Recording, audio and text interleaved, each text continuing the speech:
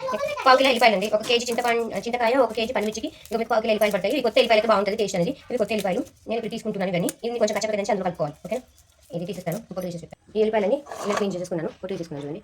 వీటిని ఇప్పుడు మనం దంచి చేసుకుందాం. కొంచెం కొద్దిగా ఈ విధంగా సాల్ట్ వేసుకోండి. ఇందులో సాల్ట్ వేస్తున్నాను.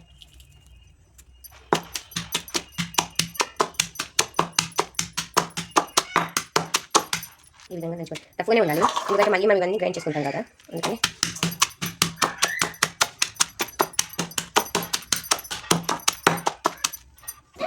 ఇది కంప్లీట్ అయిపోయిందండి. ఇది చక్కగా దంచుకోవాలి. ఇప్పుడు దీన్ని మనం పండుమిర్చి దంచుకున్నాం కదా, ఇప్పుడు ఇందులో వేసేసుకున్నాం. ఇది మొత్తం మనం వెళ్ళిపోయే పేస్ట్ అనేది ఇదంతా ఇందులో కలిపిస్తున్నాం. ఇప్పుడు దీన్ని మొత్తం కలిపేసుకున్నాం. మనం అన్నాం కదా ఒక 3 డేస్ వరకు ఉంచాలని చెప్పేసి ఇప్పుడు ఇందులో వేసేసుకొని బాగా కలుపుకోవాలి. బాగా కలిపేసుకొని ఉంచేసుకుందాం. చూడండి ఇలా కలిపేసుకుందాం మొత్తం ఇదంతా. ఇప్పుడు 3 డేస్ వరకు ఇది ఇలానే ఉంచేద్దాం. 3 డేస్ వరకు ఇది ఉంచుదాం ఇట్లనే. మధ్య మధ్యలో మీరు ఒక 1 day night morning and afternoon ఒకసారి కలుపుకోండి, రోజు ఒకసారి, సరేనా. మూత పెట్టి పెట్టేస్తున్నాను ఇలా పక్కకు. ఆవాలు ఒక మన స్పూన్ తోటి ఒక 2 స్పూన్స్ అట్లా తీసుకున్నాను. ఆవాలుకొని ఇవి బాగా వేయించుకోండి, కొంచెం వేయించుకోండి. మామూలుగా సిమ్లోనే పెట్టి వేయించుకోండి.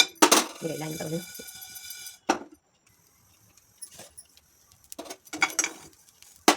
కొంచెం చిట్టపట్టలాడుతుంది కదా, వేయించుకోండి సరిపోతుంది. ఇలా పక్కన పెట్టేసుకున్నాను. నెక్స్ట్ జీలకర్ర సేమ్ తీసుకున్నాను, ఆవాలని తీసుకున్నాను, జీలకర్ర తీసుకున్నాను. దీన్ని కూడా బాగా వేయించుకోండి. ఓకేనా, జీలకర్ర బాగానే వేగింది చూడండి. దీన్ని కూడా పక్కన పెట్టేసుకోండి. ఇప్పుడు నెక్స్ట్ ఇంత జీలకర్ర వేసేసాను. ఇప్పుడు నెక్స్ట్ మెంతులు కొన్ని తక్కువ తీసుకోండి, జీలకర్ర కన్నా కొంచెం మెంతులు తక్కువ తీసుకోండి. ఓకే, వీటిని కూడా వేయించుకొని మూడు కలిపి కూడా వేసుకోవాలి.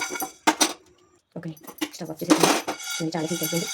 వీటిని కూడా మూడింటి కలిపేసి కొంచెం చల్లగా అయిపోయిన తర్వాత పొడి వేసేసుకోండి. చూడండి నేను ఇది మనం ఇప్పుడు అన్నీ చేసుకున్నాం కదా, వీటిని రోట్లో వేస్తున్నాను. రోట్లో వేసి పొడి వేస్తాను.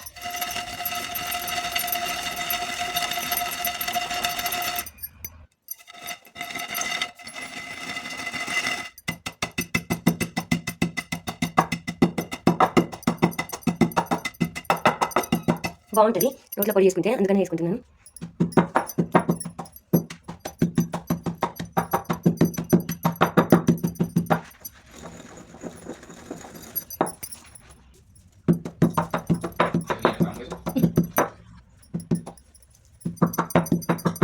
సరిపోయింది చూడండి, ఇంకా కొంచెం కావాలి. ఇదే విధంగా చేసుకుందాం. సరిపోతుంది, పొడి అయిపోయింది, సరిపోతుంది. చాలు, పొడి పక్కన పెట్టేసుకుంటాను. పొడి తీసేసుకొని గిన్నెలో తీసుకుంటున్నాను. ఈ చింతపండుని 3 డేస్ బ్యాక్ నేను పెట్టేసుకున్నాను కదా. ఇప్పుడు చూడండి గింజలన్నీ పైనకి వచ్చేసినాయి, చింతకాయ నుంచి గింజలు. ఈ గింజలన్నీ మనం బయట తీసేసేయాలి. ఇప్పుడు తీసేసి ఇదంతా వేరు చేసి మళ్ళీ గ్రైండ్ చేసుకోవాలి. ఇలా ఈ గింజలన్నీ తీసేయాలి. కొంచెం కొంచెం ఇవన్నీ గింజలన్నీ బయటకు వచ్చినాయి చూడండి, ఈ విధంగా వస్తుంది. అంత చింతకాయ నుంచి ఇలా చూపిస్తాను.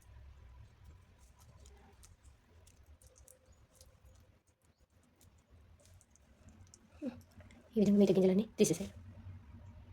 చూడండి మొత్తం ఈ చింతపండు గింజలన్నీ తీసేసి ఈ పేస్ట్ మట్టుకు ఇలా పెట్టాను. చూడండి గింజలన్నీ ఇక్కడ పెడుతున్నాను చూడండి. ఓకే, ఇలా తీసేసిన.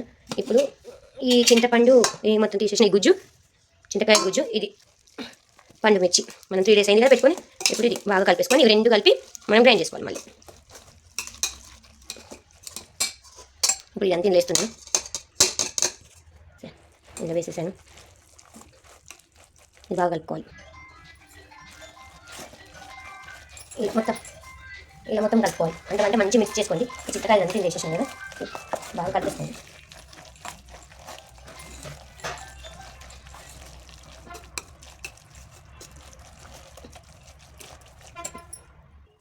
ఇప్పుడు ఇందులో కొద్దిగా సాల్ట్ వేస్తున్నాను. ఇంకా మళ్ళీ వేసుకోను, ఆల్రెడీ కొద్దిగా సాల్ట్ వేసుకుంటున్నాను. అప్పుడు కూడా కొద్దిగా వేసుకుంటూ పట్టుకున్నాను కదా, ఇప్పుడు కొద్దిగా సాల్ట్ వేసుకుంటున్నాను. మనం తర్వాత కూడా కలుపుకోవచ్చు, అందుకని కొద్దిగా వేస్తున్నాను. ఇప్పుడు మనం మెంతులు ఆవాలు కలిపిన పొడి ఉంది కదా, ఈ పొడి కూడా నేను ఇందులో కొంచెం కొంచెం వేసుకుంటూ గ్రైండ్ చేసుకుంటాను. ఓకేనా, ఇప్పుడు నేను వేస్తాను గ్రైండ్ చేయడానికి. ఇది కొద్దిగా వేసుకుంటూ ఇవి మిక్స్ చేస్తూ గ్రైండ్ చేసుకుంటాను. ఓకే, గ్రైండ్ మొత్తం అయిపోయినాక చూపిస్తాను. ఓకే, నేను ఒకటి మంచిగా గ్రైండర్ పట్టాను. ఇగో మొత్తం పేస్ట్ని గ్రైండర్ చేసేసిన, మసాలా కూడా ఇందులోనే వేసేసి అన్నీ వేసేసి గ్రైండర్ పట్టిన, ఈ విధంగా పట్టేసి పెట్టిన. ఇప్పుడు దీన్ని పోపు వేసుకుందాం.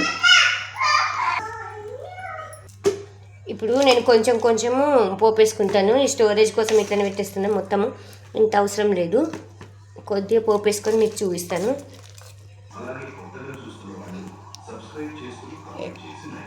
ఎల్లిపాయలు కొంచెం పోపు కోసం ఉంచుకుంటున్నాను.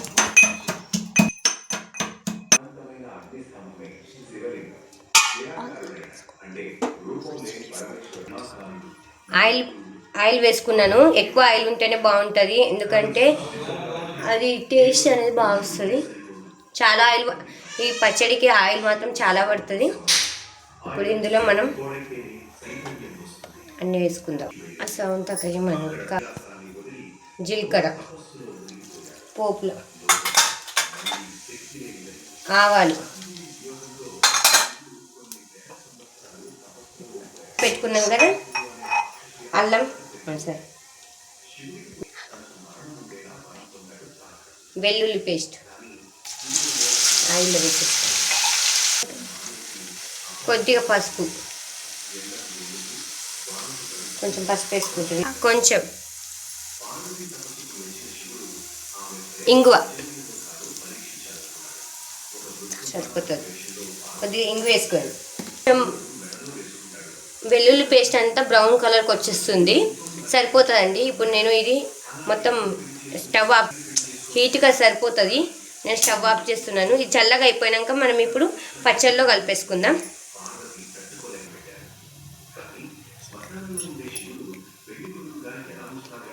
కొద్దిగా కరివేపాకు వేసుకుంటున్నాను, సరిపోతుంది, ఎందుకంటే హీట్గా ఉంది కదా ఆయిల్, కరివేపాకు సరిపోతుంది.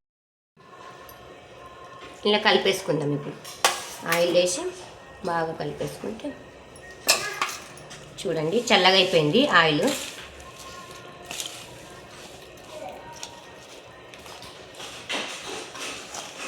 చూడండి మొత్తం ఆయిల్లో బాగా కలిసిపోయింది. ఇది ఇంకా రేపటి వరకు ఇంకా ఆయిల్ కొంచెం ఎక్కువ బయటకు వస్తుంటుంది. మనం చాలా ఆయిల్ పడుతుంది. ఇంతకుముందు చూడండి కొంచెం అనిపించింది, చాలా ఎక్కువ ఉంది. ప్లీజ్ లైక్ చేయండి, సబ్స్క్రైబ్ చేయండి, సపోర్ట్ చేయండి ఫ్రెండ్స్. ప్లీజ్ నా యూట్యూబ్ ఛానల్లో అన్ని రకాల ఈజీ ప్రాసెస్లో మనం ఇంట్లోనే ఎలా చేసుకోవాలో ప్రతిదీ చూపిస్తాను. ప్లీజ్ లైక్ చేయండి ఫ్రెండ్స్. చాలామంది వీడియోస్ చూస్తున్నారు, లైక్ చేయట్లేరు, సబ్స్క్రైబ్ చేసుకోవట్లేరు, అలానే చూస్తున్నారు. నేను చాలా ఈజీ మెథడ్లో చేస్తాను.